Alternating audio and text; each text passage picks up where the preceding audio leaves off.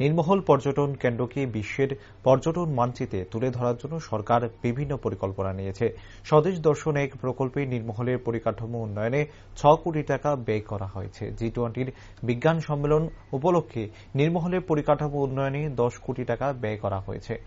মেলাঘরের রাজঘাটে ৩ দিনব্যাপী ঐতিহ্যবাহী নীরমহল জল উৎসবে উদ্বোধন করেন পর্যটন মন্ত্রী সুশান্ত চৌধুরী। এ কথাগুলো বলেন। উল্লেখ্য, শুক্রবার থেকে মেলাঘরের রাজঘাট মুক্তমঞ্চে শুরু হয়েছে ৩ দিনব্যাপী ঐতিহ্যবাহী নীরমহল জল উৎসব। তা চলবে আগামী ৮ই অক্টোবর পর্যন্ত।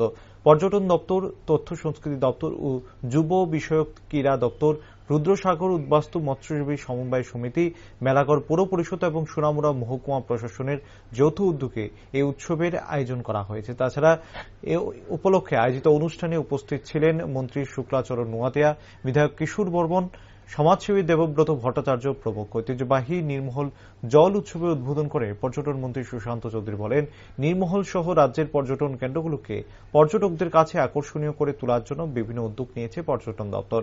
আগামী কিছুদিনের মধ্যেই নীরমহলের লাইট অ্যান্ড সাউন্ড সিস্টেম চালু করা হবে। শুধু নীরমহল নয়, অন্যান্য সম্ভাবনাময় পর্যটন কেন্দ্রগুলোতেও সাজিয়ে তোলা হচ্ছে। পর্যটন কেন্দ্রগুলোকে যে আধুনিক পরিকাঠামো গড়ে উঠছে তা রক্ষণাবেক্ষণের দায়িত্ব জনসাধারণের। তিনি আরো বলেন, সকল পর্যটন কেন্দ্রগুলোকে রাজ্য সহ দেশ বিদেশের পর্যটকদের কাছে আকর্ষণীয় করে তোলা হবে।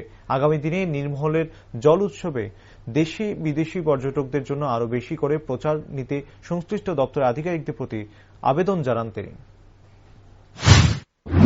সেগুলোর পরিকাঠামোগত উন্নয়ন করে বিভিন্ন সুযোগ সুবিধা এগুলোকে বৃদ্ধি করে নতুন পর্যটন ক্ষেত্র তৈরি করে এই রাজ্যে পর্যটকদেরকে আকৃষ্ট করার জন্য শুধু ভারত থেকে নয়, বিশ্বের বিভিন্ন প্রান্ত থেকে, যাতে করে পর্যটনের ক্ষেত্রে আমরা ছোট্ট রাজ্য হলেও আমরা অন্য রাজ্যকে দিশা দেখাতে পারি।